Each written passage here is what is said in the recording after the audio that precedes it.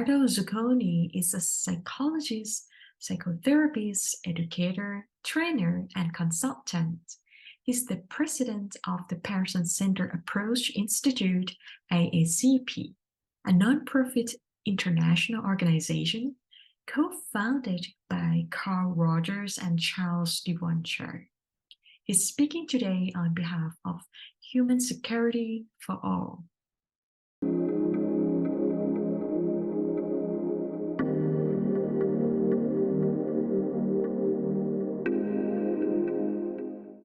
First of all, you're working on a campaign called Human Security for All. Can you tell me what that's about? Yes, actually, the World Academy of Art and Science has been asked by the United Nations to help them with this campaign to promote awareness that human security is a right. Human security is a right that to be successfully achieved and expanded needs to be a people-centered movement. People demanding whatever they live in their daily life, that they live secure lives, which means that the human rights are granted. But this kind of things, you know, in life, everywhere in the world, you need to be assertive that people respect your right. And the right to security is the most basic one, because if you don't have that, all the rest, all the other rights become nil. So, Alberto, can you tell our audience, what is your professional involvement in human security? Yes. In a sense, my profession deals with, at the bottom, with the human security and defense and promotion of human rights, because I'm a psychotherapist. I am, in other words, a clinical psychologist, a psychotherapist. I'm a pupil of the late Dr. Carl Rogers, the founder of the person-centered approach and the people-centered approach. So in everything I do, from working with children, working with adults, training psychiatrists, doctors, and clinical psychologists to become, after 4-year university program, psychotherapist of this approach, but also when I work for free in this project that is part of my institute, the Person-Centered Approach, that is part of the Academy of Art and Science, and it's called Trauma-Informed Care Best Practice Project, where we work for free training colleagues online in Ukraine, and medical doctors, psychotherapists, nurses, sometimes psychiatric nurses, but also a lot of volunteer. And lately, after, for example, the great tragedy in Turkey and Syria of the big earthquake, also for trauma, you know, occurring for people caught in a natural disaster. So I think that the disaster number one that is man-made, like climate change, that is also another source of disaster, is war. And children, by the way, are the most fragile victims of this reckless and crazy burst of violence that destroy human and natural capital. So I am, you know, as a psychotherapist, I need to create in clinical settings, whatever they are. Sometimes it's facilitating a conflict resolution among head of states and diplomats, or working with the country of the Abraham Accord to have a common curriculum in the elementary school, and then training children to teach conflict resolution to their parents. Why? Because as a psychologist, but also as a normal person, I know that the parents have their heart and mind more open to what their kids tell them. So in every aspect I do, and I think it's an ethical issue, everybody that is in the professional health is basically needing to grant, not only in his relationship and you know, the what we call the working alliance with the client, with the consumer, with the patient, some old-fashioned say, well, we need to create a safe haven where the person feels safe. So the human security is also psychological human security.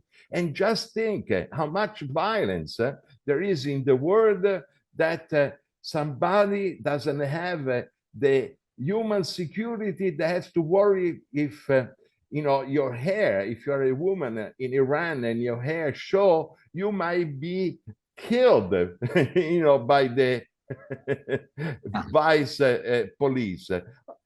Are you kidding? People know dramatically on their skin, on their wounds, on their being assassinated, what is not human security. Human security is the feeling I can be, I can breathe, I can breathe air. But also to us in a country, I cannot breathe air. I can only breathe air mixed with poisonous gas from automobile. There is no more free air, so much so that the World Health Organization tells the 4.3 million of people are affected their health each year for the bad air, you know. And so we live everybody's basic human security, every aspect of life. Human security is the right to have an education, because if you don't have an education, you don't have the skills to navigate the complex world.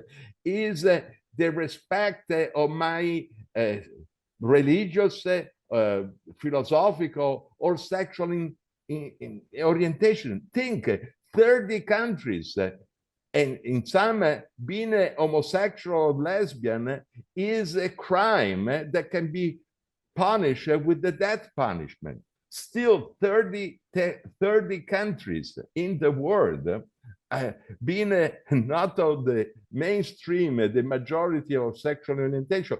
Think about albino. I just published in one of the journal of the World Academy of Art and Science how much it costs destroying human security and how much damage does to human and natural capital.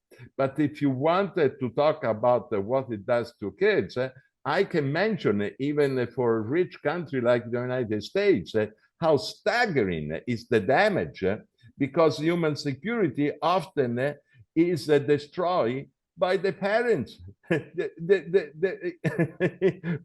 It's incredible how many what we call ACE, adverse childhood experience, every year we have. About 17% of people in the United States, where we do more research than in third world country, you know, have suffered at least a trauma in their childhood, a young age, and that they have the research tell. For example, Kaiser Permanente with Felitti did a tremendous, great study 30 years ago, and we discovered that is incredible, much worse than a nightmare. You know, even in the affluent, rich family, often children are the victim, and sometimes is a relative, often is a member of the mother or father that is abusing them and damaging them. So you are not talking about even respecting your ideological bents. Here we're talking about your health, because people that are traumatized by adverse childhood experience, that of course includes also neglect, but often also sexual violence, being present when the parents fight and become violent, damage seriously your health.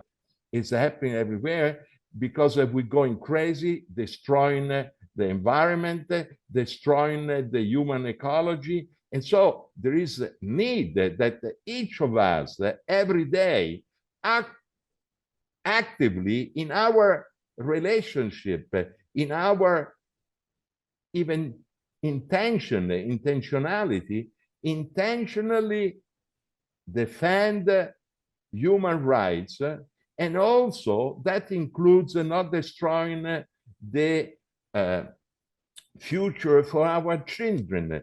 The World Academy Art and Science was the first organization to endorse what another organization I belong also to. I have many hats. The World Sustainability Forum. We have this declaration of the responsibility of the present generation towards the future generation, because we're destroying the future of our children and nephew. And we need to take a responsibility, because otherwise we declare ourselves not able to respond, not to use the planet like tomorrow I'm dead, who cares? So I think we need to defend our youngster, because they're the future generation and the citizen of tomorrow. But we need to do it also really in our family. We need to have what I call sustainable relationship. What I mean by sustainable relationship, not only a relationship where I defend and promote human rights, human security, but let me talk now as a psychologist, as a psychotherapist. But I truly believe it. And I'm not talking about the people. I'm talking about Alberto Zucconi, me, a clinical psychologist, psychotherapist. If I just speak nice words with my pidgin accent in English, and then I don't walk the talk, who am I? It's not what I speak about, and this is true for everybody. It's how do I relate with the different part of myself. Am at war? Often many people are at war with different parts of themselves. And how can I live and respect others if I don't respect a part of myself? And I'm ashamed of them, I hide them, I negate them. And the people I love. How many times we psychotherapists hear a couple fighting and might be divorced and say, oh, if you really love me, you would change. This is crazy. If you love somebody, you love that somebody. You don't love it one day when you be a different person. And so how can be empathic, accepting and honest, spontaneous with the different part of ourselves? If how are we going to be able to relate to our wife, to our husband, to our children, that also are strange, that, they're just problem to deal with, to ask the expert, what trick I should use, what technique, and how I'm going to be able to relate with my neighbors when they have a skin that is different tonality, cultural belief, religious, sexual orientation. Let me say about something else that nobody speaks, the United Nations, yes. Albino, there are 200,000 albino. They are a waning minority because people, for crazy belief, think that if they kill an albino or chop just a leg and arm, can sell for lots of money, because it's belief that, for example, if you rape an albino and you have AIDS, you be healed, or that they bring luck. So albino are segregated, and their human rights are totally, because they're like, Gucci purse. Everybody would love to have a Gucci purse, or a precious thing. They're not people. They're commodity.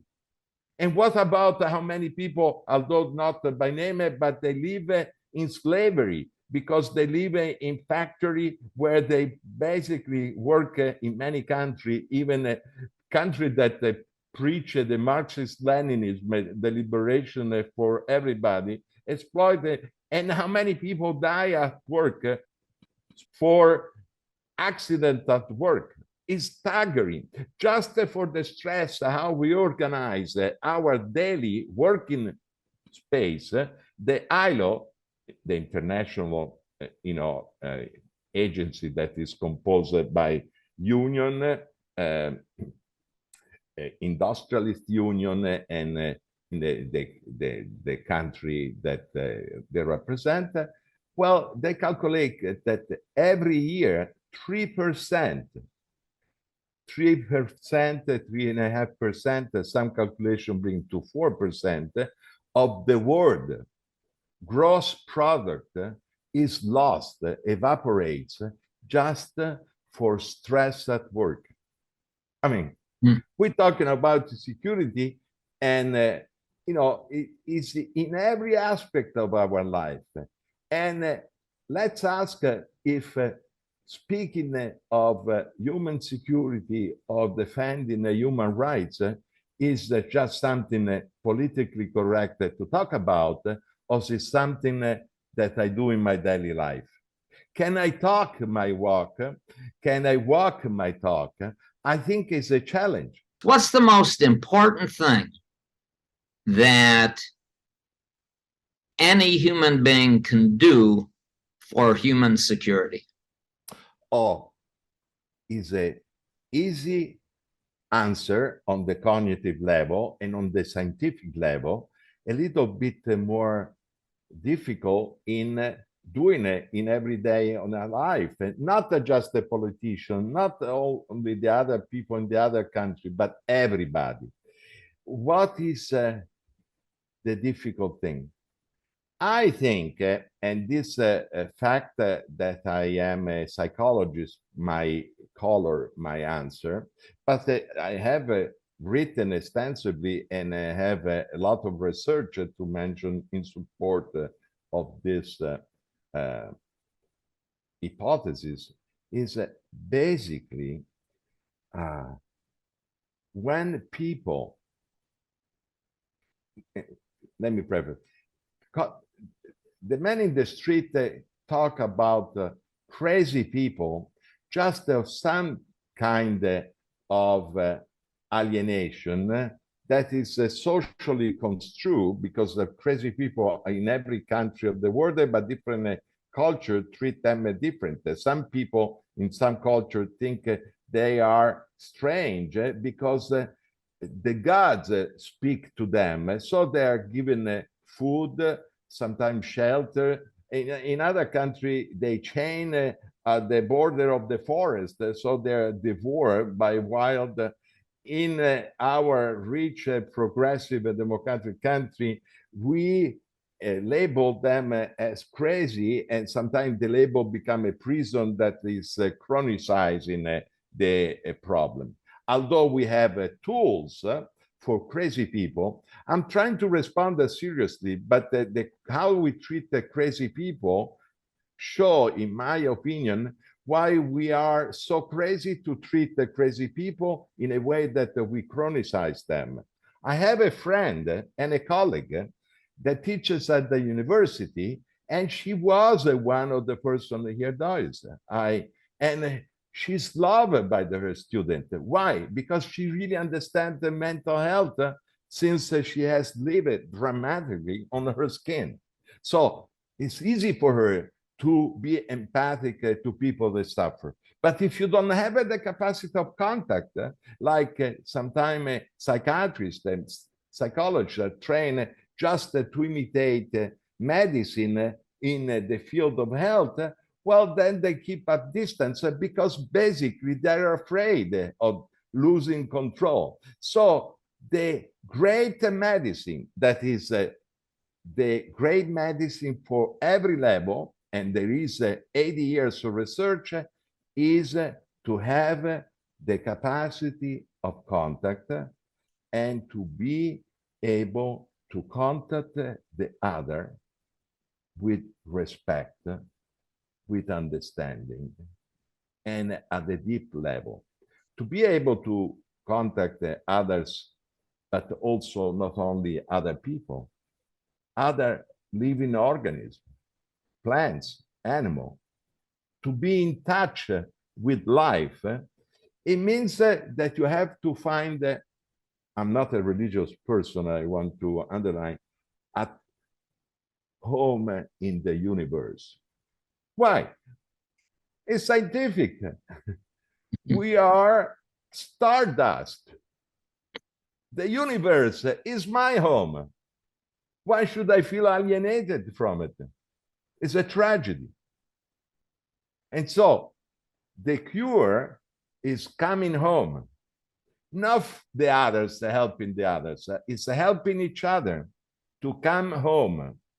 Well, Alberto, thank you so much. I think us being part of the universe and finding our place in the universe, very important. And I think this is a good way to end our current talk.